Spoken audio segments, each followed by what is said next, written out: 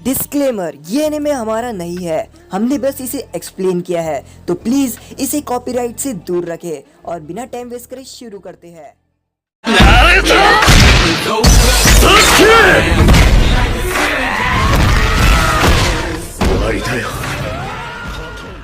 Episode के starting में हम देखते हैं कि यहाँ पर हियाशी अपनी ब्याकुगन एक्टिवेट करते हुए बरूटो को बुलाता है ताकि वो बरूटो के साथ फाइट कर सके, क्योंकि हमेशा चांसेस रहते हैं कि फ़ाइट करते समय ही ब्याकुगन एक्टिवेट होती है। तभी हम देखते हैं कि यहाँ पर हिनाबी कहती है कि आप नहीं, अगर आप उसके साथ लड़ोगे तो आप क्या पता पूरी शक्ति के साथ लड़ोगे और शायद उसे चोट पहुँच जाए, तो शायद वो आपसे थोड़ी बातें ना करे या फिर आपको पसंद ना करे, इसलिए मैं करूँगी। जहाँ पर हम देखते हैं कि यहाँ पर वो हिनाबी के साथ अभी फाइट करने वाला है। जिसके बाद हम देखते हैं कि बरूटो यहाँ पर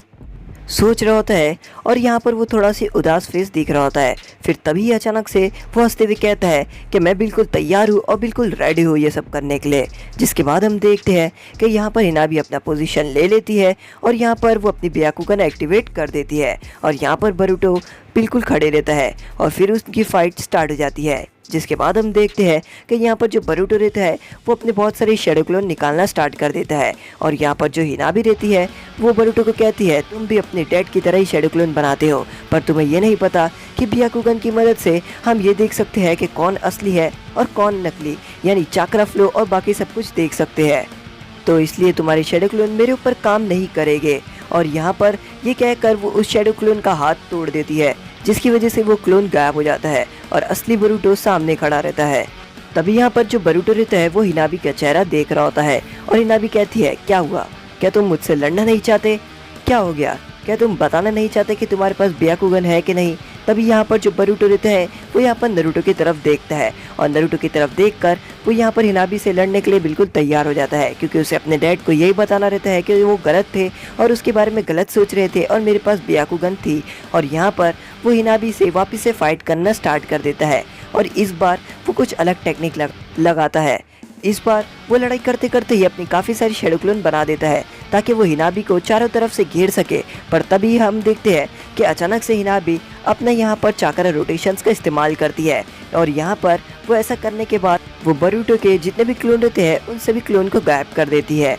और बरूटो यहाँ ज़मीन पर पड़ा रहता है और अब बरूटो बहुत ज़्यादा थका रहता है और यहाँ पर जो नारुतो रहता है वो बरूटो को देख रहा होता है। तभी हम देखते हैं कि बरूटो सोच रहा होता है जब वो अपने दोस्तों से कहा था कि देख लेना मैं यहाँ पर साबित करके ही आऊँगा, पर वो ऐसा नहीं कर पाया और वो नहीं दिखा पाया लोगों को कि उसके पास ब्याकुगन है। और तभी हम देखते हैं कि वो लोग खाने के लिए बैठते हैं, जहाँ पर हम देखते हैं कि यहाँ पर जो हिनाबी रहती है वो कहती है ये लो, ये ज़रा खा के देखो ये कैसा है, ये सब खाना मैंने बनाई हो, क्या ये टेस्टी है, खाओ खाओ। और ये कहकर वो बरूटो को खाना खिलाती है। जैसे ही बरूटो खाता है वो कहता है तुम्हारा खाना अच्छा तो है पर मेरी मॉम से ज़्यादा अच्छा नहीं। जहाँ हिनाबी कहती है क्या तुम मेरे ही सामने अपनी मॉम की तारीफ़ कर रहे हो, तुम बहुत ही ज़्यादा बुरे हो। और ये कहकर वो बरूटो को पकड़ने के लिए भागती है और बरूटो यहाँ पर हिनाबी को छेड़ के भाग रहा होता है। हिनाबी हिमावारी को कहती है कि आ जाओ हिमावारी, हम दोनों इसे पकड़ेंगे। जिसके बाद हम देखते हैं कि हिमावारी जा रही होती है और नारुतो हिमावारी को रोक रहा होता है,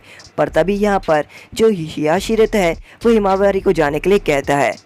तभी हम देखते हैं कि यहाँ पर जो हियाशी रहते हैं वो यहाँ पर नारुतो के लिए टी बना के देते हैं और वो टी बना के नारुतो को देते हैं और वो कहते हैं कि मुझे पता है कि तुम कितने बिजी रहते हो, उसके बाद भी तुम यहाँ पर आए, इसके लिए शुक्रिया। जहाँ पर हम देखते हैं कि नारुतो यहाँ पर उस टी को पीता है, जहाँ पर हियाशी कहता है कि तुम्हें क्या लगता है, क्या तुम्हें बरूटो की बातों में सच्चाई लगती है, क्या तुम्हें ऐसा लगता है कि बरूटो जो भी कह रहा है वो सच कह रहा है या फिर वो झूठ कह रहा था खाली इसलिए कि उसके ऊपर ध्यान जाए सबका। जहाँ पर नारुतो कहता है कि मुझे ऐसा नहीं लगता कि वो झूठ कह रहा था, क्योंकि उसने साबित करने के लिए अपनी पूरी जान लगा दी और इसलिए मुझे लगता है कि वो जो भी कह रहा था वो सच कह रहा था और इसलिए मैं उसकी बातों को झूठ नहीं मानूंगा। जहाँ पर हियाशी कहते हैं कि हाँ मुझे भी यही लगता है, मुझे भी बिल्कुल यही लगता है कि वो जो भी कह रहा था बिल्कुल सही कह रहा था।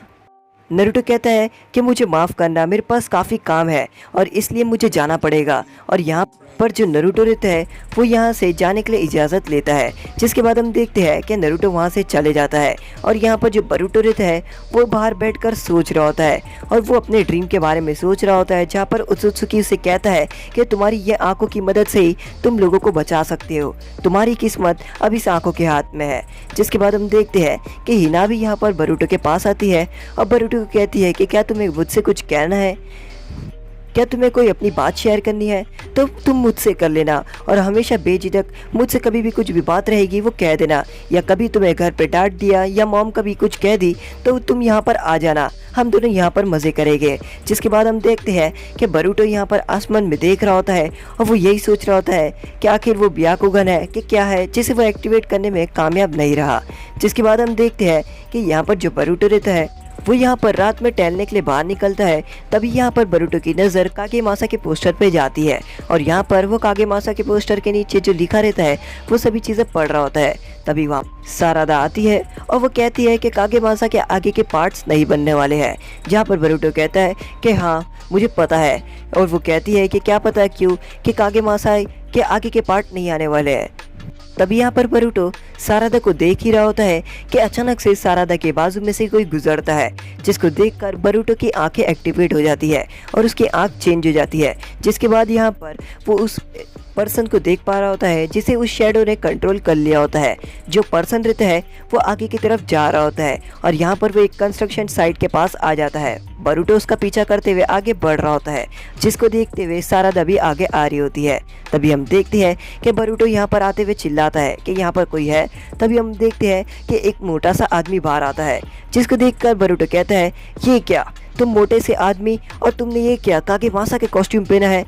जहाँ पर वो मोटा से आदमी कहता है कि मैं ही कागेमासा हूँ, मैंने कोई कॉस्ट्यूम नहीं पहना हूँ, मैं ही कागेमासा हूँ। जहाँ पर बोरुटो सोचता है कि असली कागेमासा तो बहुत ज़्यादा पतला, बहुत ज़्यादा स्मार्ट दिखता है, और यहाँ पर बोरुटो कहता है तुम कागेमासा नहीं हो सकते, असली कागेमासा तो बहुत ही ज़्यादा सुंदर और बहुत ही ज़्यादा स्मार्ट, हैंडसम और पतला है, तुम बहुत ही ज़्यादा मोटे और अजीब हो, तुम कागेमासा नहीं हो सकते। और ये सुनकर तभी हम देखते हैं कि जो सामने खड़ा आदमी रहता है वो ज़ोर से ज़मीन पर जम मारता है और कहता है सभी लोगों को यही लगता है कि मैं कागेमासा नहीं हूँ, पर मैं ही हूँ कागेमासा, ये देखो वो कागेमासा मैं ही हूँ। उन प्रोडक्शन वाले लोग ने भी मुझे इससे निकाल दिया, मैंने उन लोगों को कहा था कि मैं बिल्कुल वैसा हो जाऊंगा जैसा मैं नॉर्मल हुआ करता था, फिर भी उन लोगों ने मुझे निकाल दिया। जहाँ पर बोरुटो कहता है क्या तुम ही सच में कागेमासा हो,